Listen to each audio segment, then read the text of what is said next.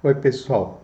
Nos vídeos anteriores, a gente veio falando a respeito da nossa sombra, depois chegou o fim de ano, a gente deu uma pausa para falar um pouquinho a respeito da luz, e agora, dando continuidade aos nossos vídeos a respeito da iniciação, a respeito do embate com a nossa sombra, nós retomamos aqui falando de um tema bastante interessante que muitas vezes as pessoas não associam ao processo iniciático, mas que é o modo como a ciência tradicional, denomina aquilo que nós chamamos de noite escura da alma, que é o processo de depressão e síndrome do pânico.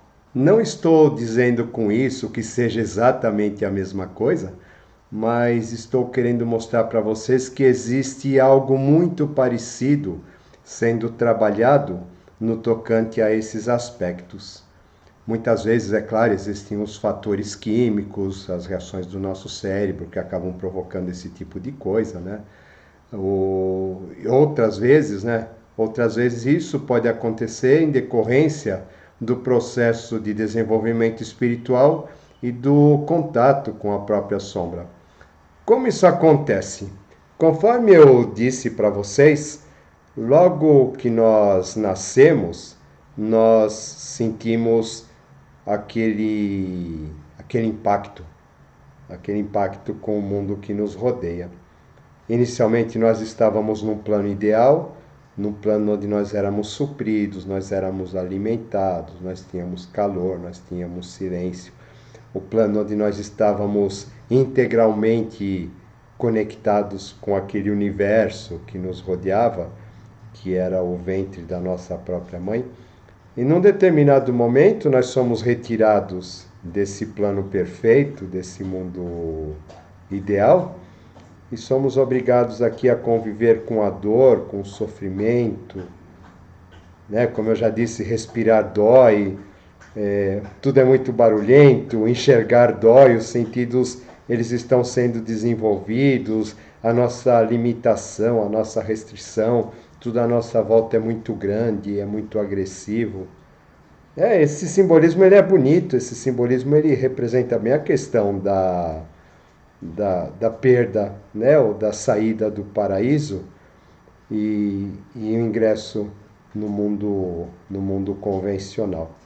O nosso próprio processo de nascimento ele acaba reproduzindo isso, ou esse mito é uma reprodução do nosso processo de nascimento, não importa.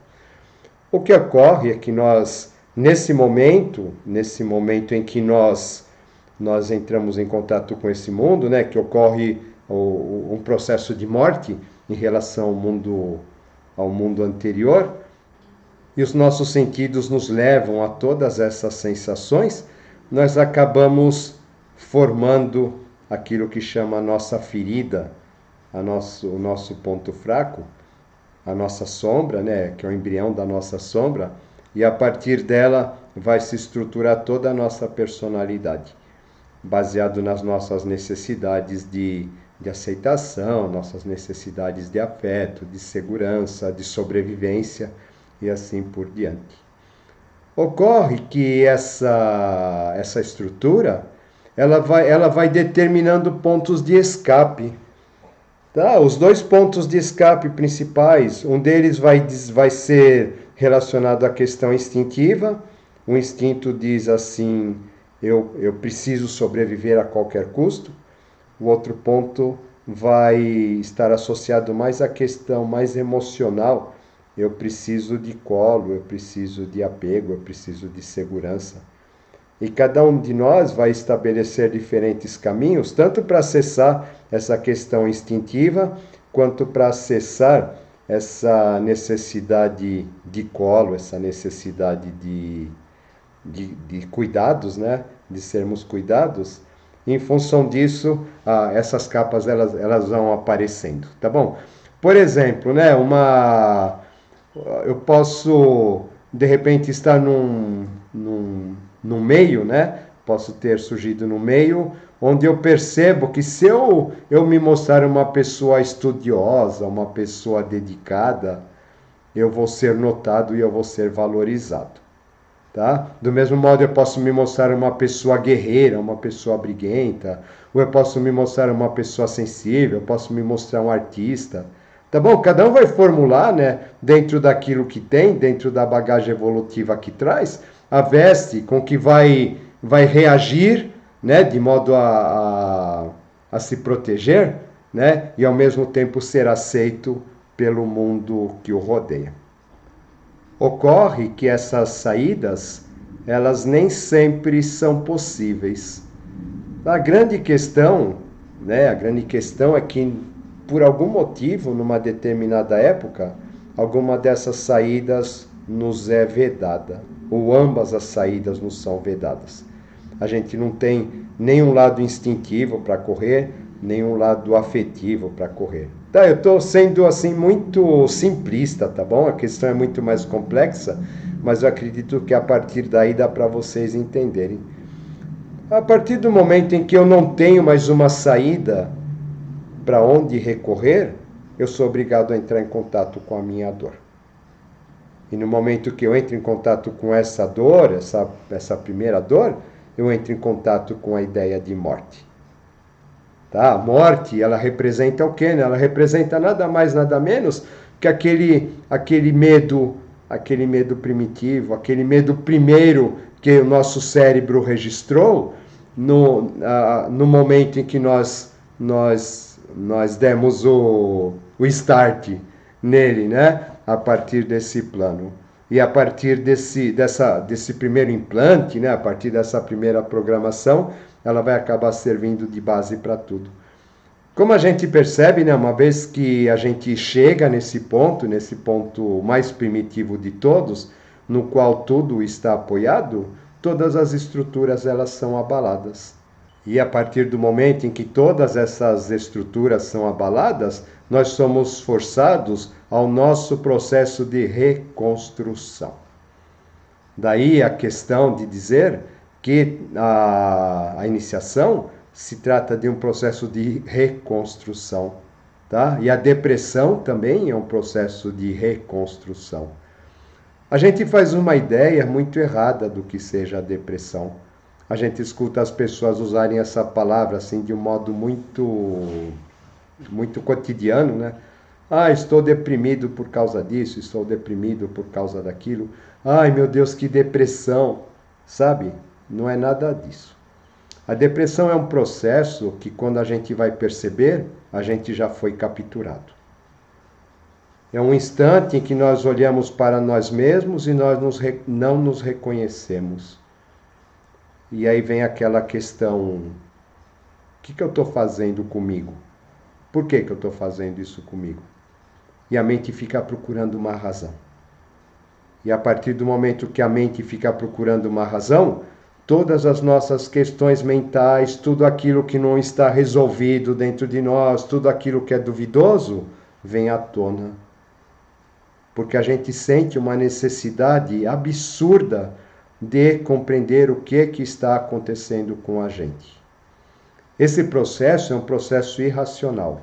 Por que esse processo é irracional? Né? Porque ele está ligado àquela primeira origem, onde ainda não havia uma estrutura racional construída no nosso cérebro. Tá? E por isso ele acaba aparecendo como algo completamente indecifrável para nós. Os gregos tinham o simbolismo da esfinge, né, com a sua questão ou me decifras ou eu te devoro, né, relacionado a esse aspecto, e nós percebemos nesse momento que conosco acontece a mesma coisa. O nosso cérebro ele acaba sendo como se fosse uma espécie de enigma a ser resolvido. Decifrar o nosso cérebro passa a ser uma condição extremamente necessária, né? Uma condição de vida ou morte, para que a gente possa sair dessa situação onde a gente se sente completamente refém dele. Dos nossos julgamentos, dos nossos medos, das nossas dúvidas, dos nossos questionamentos, principalmente das dúvidas, principalmente dos nossos julgamentos, principalmente dos conceitos de certo e errado. É bastante interessante a gente perceber isso, Por quê? Porque é o momento em que nós entramos no olho do furacão. É o momento em que nós percebemos o quanto nós somos dominados pelo nosso cérebro sem perceber. Normalmente as pessoas elas chegam até mim, elas dizem assim: "Nossa, eu percebo como as minhas ideias me controlam. Eu percebo que as minhas ideias não são tão certas assim. Eu percebo que eu não sou uma pessoa tão boa como eu imagino. Eu percebo", ou seja, a pessoa começa a perceber tudo aquilo que acontece realmente conosco o tempo todo, só que a gente não percebe. É como se a gente entrasse com uma lanterna num porão e de repente a gente visse tudo aquilo que realmente existe dentro do porão. Enquanto a gente não entra com a lanterna no porão, o porão não incomoda, ele fica lá no canto dele, né? Mas a partir do momento que a gente entra, a gente se dá conta realmente do que existe lá e daquilo que faz sentido, aquilo que não faz sentido, que deve ser jogado fora e que não deve. Esse é o ponto X do processo da depressão. O indivíduo ele começa a perceber ou começa a perceber-se completamente imobilizado perante o próprio pensamento, perante os próprios sentimentos. O cérebro, ele nos aparece, né? A nossa mente, ela nos aparece como se fosse um inimigo que sabe tudo a nosso respeito. E, em compensação, nós não sabemos nada a respeito dela. É como se fosse um inimigo que está à nossa espreita, que está... Nós pensamos e ele escuta, nós sentimos e ele sabe, mas a gente não sabe o que ele pensa e nós não sabemos o que ele sabe.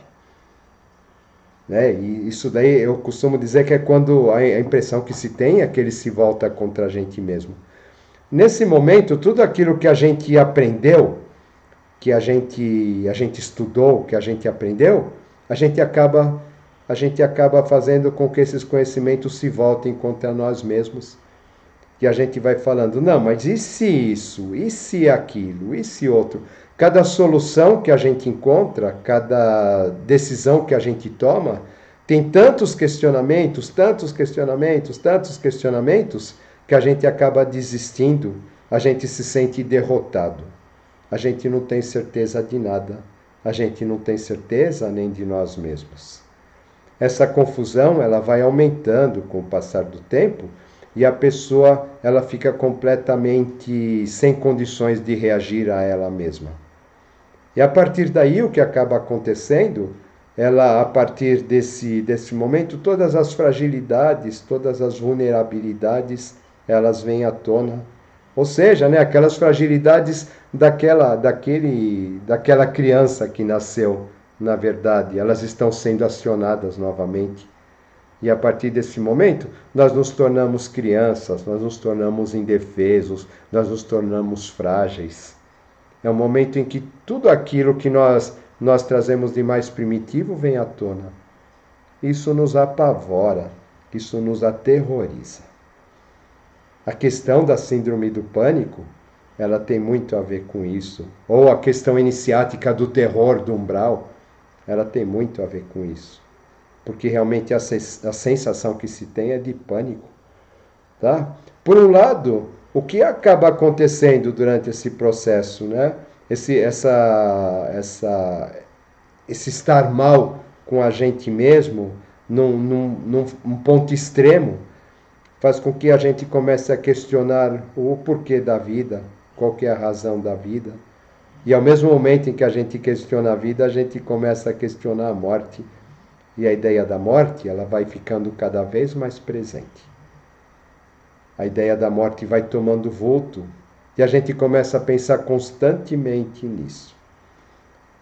É bastante rico, é bastante interessante, ao mesmo tempo é bastante sofrido, porque a partir do momento que nós nos defrontamos com a morte, né, como eu já disse em vídeos anteriores, é que aparece realmente quem nós somos. E aí a gente vê o quanto nós somos despreparados para isso. Essa questão que a gente está passando agora, né, essa questão ligada à pandemia, o que é essa questão? Né? O que esse vírus está fazendo? Esse vírus está nos lembrando o óbvio, está nos lembrando que nós estamos sujeitos a morrer a qualquer momento. É apenas isso. E vocês percebam, né, o pânico e o desequilíbrio que isso vai provocando na população. Eu imagino que, de certo modo, o coletivo está passando por um processo depressivo bastante grande. Por quê, né? Porque ele está trazendo à tona uma realidade. Ele não é algo inesperado. Ele é uma realidade. Só que o que ele fez, né? Todas aquelas capas, tudo aquilo que é construído, que a gente constrói, né, em torno dessa ferida, desse medo, etc., né? A sociedade faz a mesma coisa, né? Então, o que ele faz, né? Ele retira todas essas capas, né? E ele nos coloca em contato com o foco. E aí, diante do foco, como eu já disse, né? Diante do medo, cada um mostra aquilo que tem, né? A sociedade mostra aquilo que tem, os homens mostram aquilo que tem, né? E a gente tem um grande confronto com a verdade, né? A gente entra com a lanterna no submundo, no submundo da cultura, da civilização, no submundo de nós mesmos, e fica aterrorizado com as coisas que a gente encontra lá.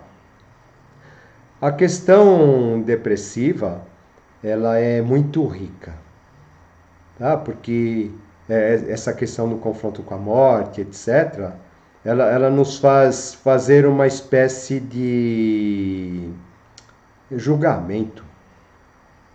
Por que que eu estou sentindo isso? Sabe? Aí vem aquelas lembranças. Se você acredita em castigo, você vai ficar lembrando todas as possíveis coisas que você fez, que você pode ter feito, que possa ter gerado esse castigo. Espera aí, mas o que é certo, o que é errado? O que é Deus? Existe Deus, não existe Deus? E agora, o que vai ser depois disso? Sabe, todas essas questões mais profundas da alma humana, essas questões são levantadas durante esse processo. Porém, de um modo tão difícil e de um modo não muito racional, porque ele vem carregado de sentimentos, ele vem carregado de muita confusão, que a gente fica completamente atordoado diante desse processo. E quando isso acontece, a gente percebe toda a nossa fragilidade diante da nossa programação inconsciente, a gente sente medo da loucura. Junto ao medo da morte, vem o medo da loucura. E a partir do momento em que nós sentimos o medo da morte, o medo da loucura, aí o organismo ele entra em pânico. Esse é o dispositivo da depressão e da síndrome do pânico. Nos arrastar para esse ponto. Quando ocorre essa questão do medo, essa questão instintiva da luta contra a morte, isso acaba fazendo com que todos os nossos mecanismos de defesa, são disparados, os mecanismos de alerta. E nós passamos a viver numa ansiedade absurda, passamos a não dormir, passamos a uma série de coisas. Tudo que está ligado à manutenção do nosso corpo, do nosso organismo, disparado. E a gente percebe que a gente está tentando governar um carrinho desgovernado numa montanha-russa completamente sem freios, né? E a montanha-russa balançando. Sabe aquela montanha-russa de parquinho de antigamente, que era de madeira, de tábua pregada, né? É uma montanha-russa daquelas, tá? Eu acho interessante a gente entender como isso funciona, porque hoje, ou daqui para frente, depois dessa questão da pandemia, essa coisa de depressão, de pânico, ela aos pouquinhos ela vai sendo detonada. Aos pouquinhos as pessoas vão entrando em contato com seus medos, vão entrando em contato com seus questionamentos, né? E quando a gente, como eu disse, né, quando a gente menos espera, a gente foi aprisionado por essa questão. Que, no meu entender, né, conforme a gente já disse em vídeos anteriores, envolve a noite escura da alma, e envolve uma questão relacionada aos circuitos neurais superiores. Tá? No meu entender, é algo estritamente necessário para que nós possamos adentrar ou possamos escalar graus superiores de consciência e de existência. Percebam que isso não se trata simplesmente de uma simples doença que a gente vai procurar um psiquiatra, a gente toma um comprimido e a gente resolve a questão, né? Essa questão, ela existe para nos colocar em contato com o nosso eu, nos colocar em contato com os nossos mecanismos que estruturaram a nossa personalidade. Ou seja, é uma profunda, imensa oportunidade de autoconhecimento e de autotransformação. A questão da reconstrução, ela acaba sendo bastante interessante nesse sentido. Por quê? Porque a partir do momento que nós nascemos, o que vai nos moldando, o que vai moldando as nossas necessidades, são as questões ligadas ao meio em que nós vivemos, às pessoas que estão à nossa volta, à família que nós estamos, aos seus valores. E desse modo, nós vamos construindo uma personalidade na verdadeira acepção da palavra, ou persona, que significa uma máscara. Mas a máscara não é aquilo que nós realmente somos. A máscara é aquilo que nós mostramos para as pessoas. E quando chega um momento, por exemplo, da iniciação, ou essa questão da depressão, é o momento em que nós somos colocados diante de nós mesmos e nós somos obrigados a encarar determinadas questões. Tá, por exemplo, se eu coloco num relacionamento, um relacionamento, o meu ponto de suporte, para tratar aquela ferida primeira, a partir do momento que eu não tenho aquele relacionamento, eu sou obrigado a enfrentar aquela ferida primeira. É um momento maravilhoso de cura, se vocês forem pensar.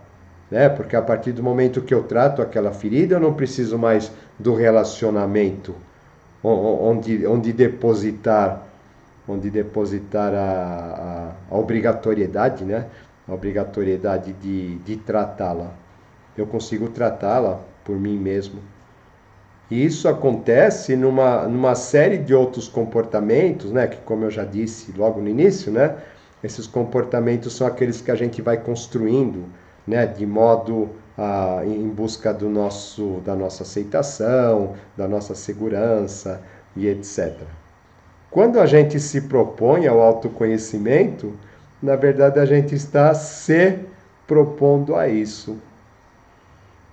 Está se propondo a entrar em contato com os nossos mecanismos, com o nosso inconsciente, está se propondo a entrar em contato com aquilo que nos formou, aquilo que formou essa nossa personalidade, para que essa personalidade que nos impede, de certo modo, a entrar em contato com o plano divino, entrar em contato com a tríade superior, ou entrar em contato com aquele estado de beatitude, aquele estado de plenitude que havia no momento em que a gente estava no útero materno e que se relaciona às questões do segundo trono, da mãe divina, etc.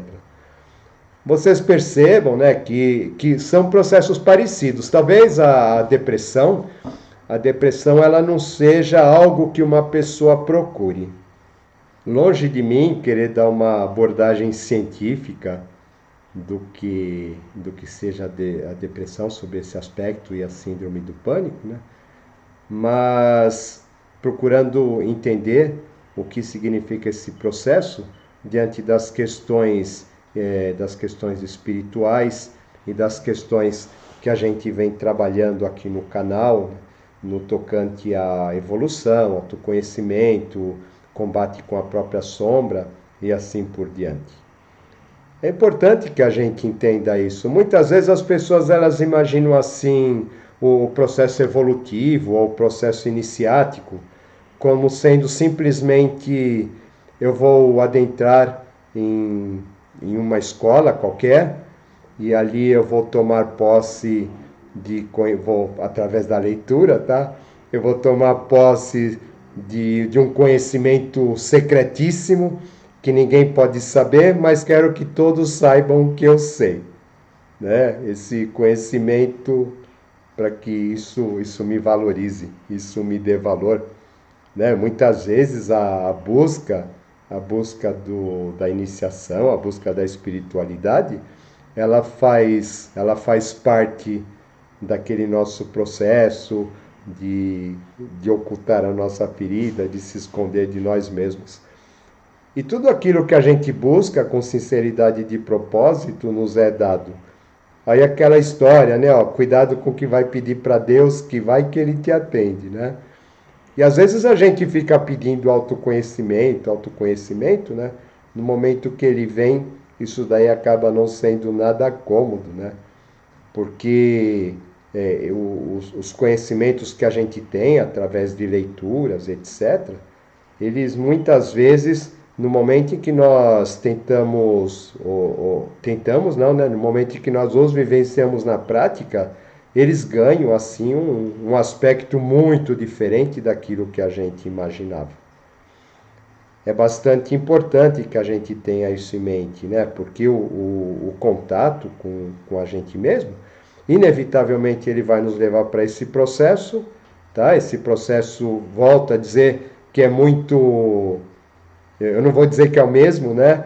Mas vou dizer que ele é muito, muito semelhante ao processo daquilo que se chama depressão e síndrome do pânico, tá?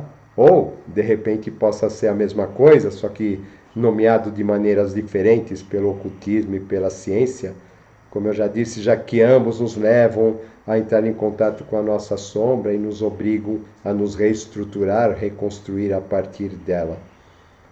Fica aí mais um tema para meditação, né? É importante a gente compreender isso. A questão da evolução, infelizmente, ela não ocorre sem dor. Infelizmente, né? Nós não procuramos evoluir quando nós estamos bem.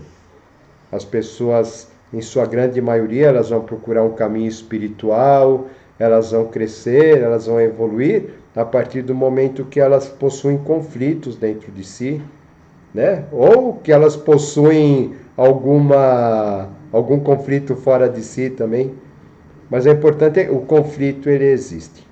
O conflito ele acaba fazendo com que haja o questionamento, né? O atrito que o conflito provoca nas nossas mentes acaba fazendo surgir a chama que vai nos guiar para um novo caminho, vai iluminar uma nova direção, mas que nem sempre a gente reconhece de imediato.